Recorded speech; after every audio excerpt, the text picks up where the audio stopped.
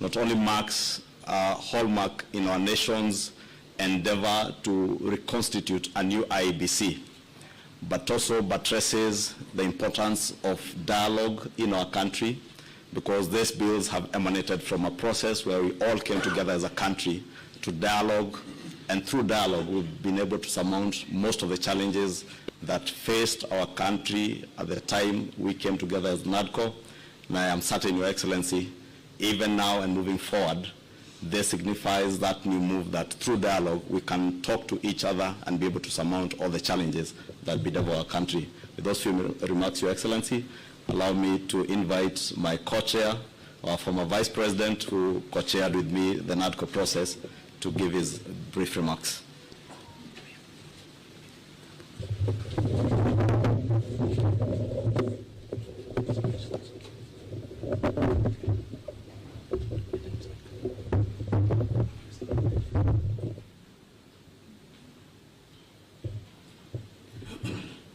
Mr. President, the Honorable William Samuel Ruto, Prime Minister Raila Odinga, both co-principals of the NADCO process, ladies and gentlemen, I didn't find it easy to come in here this morning for various reasons, one of which was the barricading of the route to KICC. But I must thank the organizers for having brought it to KICC, because if it was a State House, Mr. President, it would even have been a little harder. The reason is simple. Our country is at a crossroads. My colleague, Honorable Kimani Ichung'wah, has highlighted that both of you asked us to undertake the process of NADCO following the 2023 enactment of the finance bill and the riots that took place, where we lost people, 75 of them, properties destroyed, and the country was in a state of a shock. We undertook that responsibility with gusto, and we are very open-minded. As Azimio la Umoja One Kenya, our number one topic was the high cost of living. Makimani and the team on Kenya Kwanza convinced us that it was a government responsibility and the opposition had nothing to do with discussing the high cost of living. I hope that in the light of recent developments, my friend Kimani would have revised that thought. Because again, 2024, Finance Act and the riots, and again we have lost 41 young Kenyans.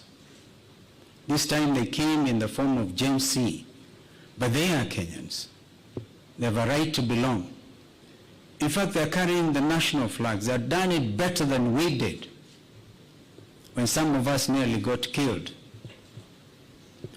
Mr. President, I want to urge that we look at our country afresh. There's no way we can wish away the Gen Z revolution.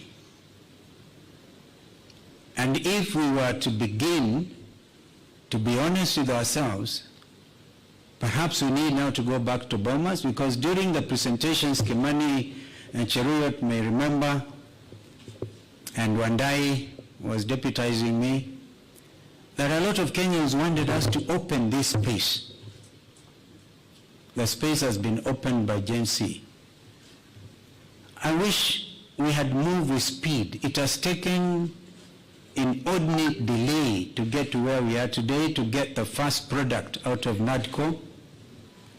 And I'm not so sure, my friend Kimani, whether it is expected of us to even fast track the other 8.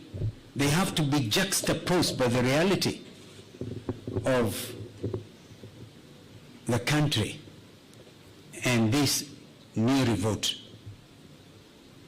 If we are not careful, all of us will get thrown out by the Gen Zs, because they say who have come of age. You say that we are leaders of tomorrow, we are leaders now. We can't wish them away. Therefore, I want to urge that we now look at the whole thing. For example, we have now set up the process of nominating new commissioners. We made it very clear that both you, Mr. President, and Mr. Raila Odinga, the Prime Minister, will have to agree on, perhaps most importantly, on who becomes the chair of the new IEBC.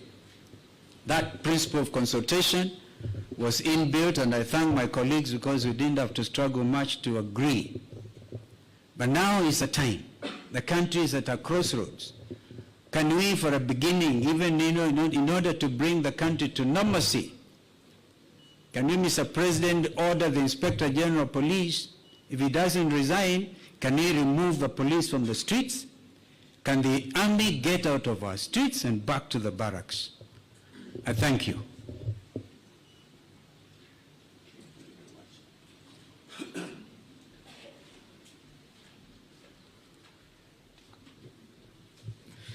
Thank you, Your Excellency, former Vice President. I now have the honor to invite the former Prime Minister, Your Excellency, Honorable Raila Odinga, to give his remarks, and thereafter invite His Excellency the President.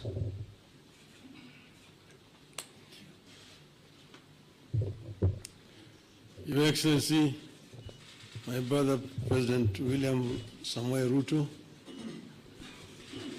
all distinguished ladies and gentlemen who are here this morning, we have come here today for a very solemn occasion. And I'm happy that this function has been arranged to take place here at KICC. As my colleague Stephen Kalonzo Musyoka said, we are at a crossroads as a country. And times like this requires leadership, the country to move forward. What we are doing today is a culmination of a process that began sometime last year when President Olusegun Obasanjo came to mediate and the conflict that was raging on at that time. We agreed when we sat together, myself and Brother William Ruto, that we would follow the route of dialogue. And that is the reason why NADCO was set up. NADCO then proceeded to dialogue and ended up with a very voluminous report which has contained some very fundamental recommendations. This bill that has now been signed into the law today is just one of those. But the NADCO report contains very many issues which are at the heart of the people of Kenya today. If you see the issues which are being raised by our youth, most of them are correctly contained in the NADCO report. But if this NADCO report is implemented fully, you'll be able to address all those issues which these young people are raising. We are, as I've said, at a very, very crucial juncture in the history of our country. Our country has moved forward. There have been highs and lows in our history of 61 years. We need to move forward. And I want to say, at this moment in time, my brother, that we require now a wider engagement so that people have an opportunity to vomit all that is there in their chest. in order that we can be able to find a way forward. I therefore want to support the proposal of my brother Stephen Kalonzo Musyoka that we have this conversation. It may not take more than 2 weeks, but it brings all the stakeholders together. Today, our society is fairly stratified. There is 70% of our population is below the age of 35, the youth. Then we just talk about the Kenya we want. The Kenya we want convention. Out of that will come out recommendations that will help us to resolve this issue once and for all. That will be my proposal, Your Excellency. I think that Kenya deserves better. The issues of employment, the issues of discrimination, the issues of corruption, the issues of gender, and so on, are issues that need to be addressed in a wider forum. I think that it is possible to do. It is possible if there is a will to do it. And then here again, the IEBC is a very important institution. It's not the first time we've had issues with IEBC. If we find a solution to this issue of IEBC, it will be on the way to resolving very many issues in our country. You will remember in the last elections, the whole world was stunned when we saw an electoral commission that was completely divided. Some saying one thing, others saying one thing. You may be happy that, the other group ruled in my favor. But what example are we showing the world as a country?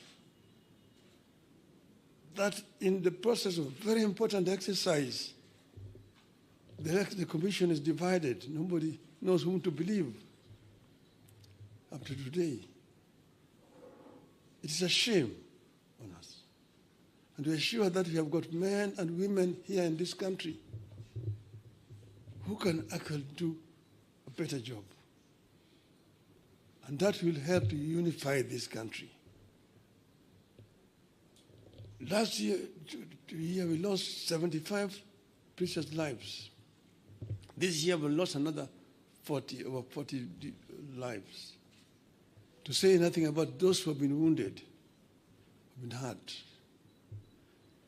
We must prevent this from happening in our country. We should not allow this to continue happening cyclically. Let us find a lasting solution to this problem. We are ready to engage so that we find a solution to this problem. As Azimio of Kenya. With those many remarks, Your Excellency, now may I have the pleasure to invite my brother, President William Ruto, to address you. Thank you. I think before I make, just hold on, before I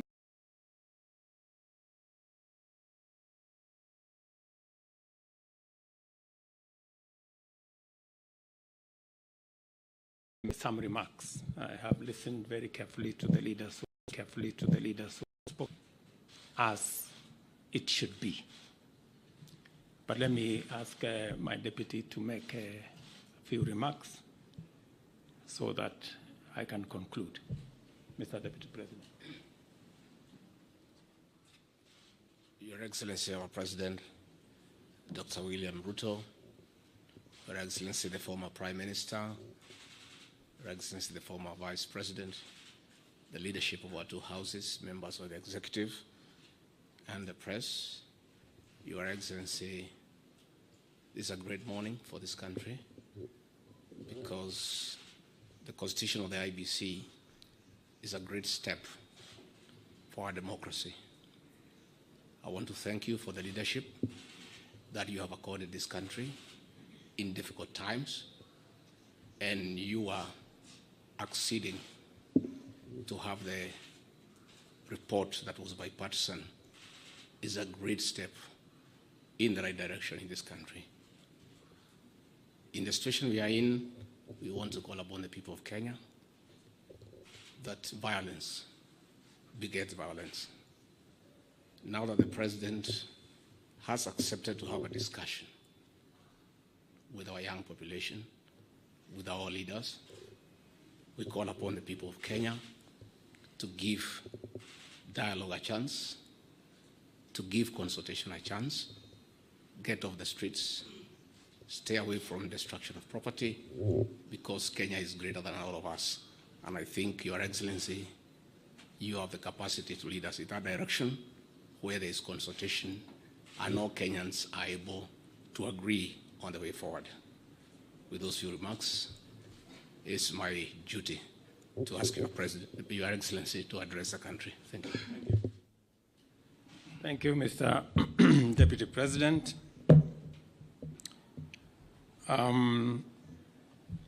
Your Excellencies, Mr.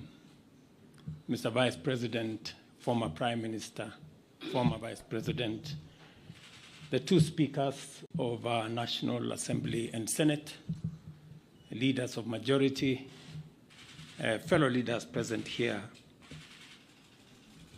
Welcome to this occasion. The National Dialogue Committee, established last year, resulted from the closing of ranks across the political divide to forge consensus on a number of priority national issues, including the reconstitution of the IEBC. Today's assent of the IEBC Amendment Bill therefore marks a significant step in the actualization of one of the recommendations of NADCO and testifies to our country's ability to navigate difficult, complex, and sometimes divisive issues that could undermine our national cohesion, undermine our stability and security if we leave it unattended. The signing of this bill paves way for the establishment of the selection panel for the appointment of IEBC commissioners. The IEBC remains a cornerstone of our democracy, responsible for overseeing regular elections at various levels, and on the overall, ensuring that our electoral cycle is managed transparently and administered in an impartial, neutral, efficient, accurate, and accountable manner. I concur with leaders who have said there must be professionalism and integrity as part of the cardinal principles of the men and women who will be charged with the responsibility of overseeing our elections. The spirit of NADCO is the spirit of unity, bipartisanship, and consensus building, values which have helped our nation overcome its most challenging moments. Even as I assent to this bill, I look forward to supporting and facilitating any other outputs of the national consensus that was NADCO to ensure that Kenya moves forward and with as many hands on deck as is possible. The leadership of Parliament, both on the majority and minority sides, have heard what the leaders here have said, and they should proceed with dispatch and expedite the other recommendations that are contained in the NADCO report and process the necessary bills and interventions that are necessary for us to actualize the output of that report. Beyond NADCO, we are currently engaged in discussions as a country about our economy. As we know, the country has faced a series of economic shocks, including COVID-19 pandemic, globally high interest rates, and devastating droughts and floods. events which have impacted negatively on our economy and our capacity to secure resources for development and to also meet our debt service obligations. In the last 2 years, we have put in our best efforts to mobilize domestic and external resources to accelerate our economic program, pull the country back from the danger of debt distress, and set us on a path of economic transformation. These efforts have strengthened the Kenya shilling, reduced fuel prices at the pump, and lowered the cost of living, including the cost of essential household commodities. This year, my administration presented revenue-raising measures through the Finance Bill 2024, which were aimed at not only consolidating the economic recovery program, but also propelling the country to the next phase of investing in key social and economic infrastructure projects to advance our development agenda and reduce on our debt burden. However, many voices expressed disapproval of these proposals, leading me to drop the bill and terminate the process. It therefore means that apart from the people of Kenya asking us to consider alternative means of raising revenue, which I agree with, there is general consensus that the country requires to confront and address long-standing priority national issues, including national debt, public expenditure, and anti-corruption measures, so as to release resources for creating opportunities, creating jobs, and creating wealth. As a way of charting the future from the current situation we are facing, I welcome all the leaders here, and I have heard what they have said this morning, and all other stakeholders working together for us to address the current economic situation through a broad-based political arrangement and to rally the country forward, as has been said by the former Prime Minister. And therefore, we have yet another opportunity as a country, Kenya being the resilient people we always are, to come together and figure out the future of our country in a manner that makes sure that we address the existential challenges and threats that face our nation. And that's the reason why I set up a committee to work and audit our debt, for us to interrogate our expenditure, and for us to work on anti-corruption. I want to encourage Parliament to expedite the conflict of interest bill that will support our anti-corruption measures, especially in relation to public officers. And I am hopeful that these are some of the conversations that we will be engaged in going forward. I am very confident that, as always, Kenya knows how to pull together, and leaders know how to come together in the best interest, not of individuals, not of parties, but the collective body of the Kenyan people. And I look forward to working with leaders, as I have said, going forward on a broad-based political mechanism that will see us steer the country to the future. Thank you very much to all the leaders here. Asanteni sana to the people of Kenya. Wish you well, and God bless our great country. Asante.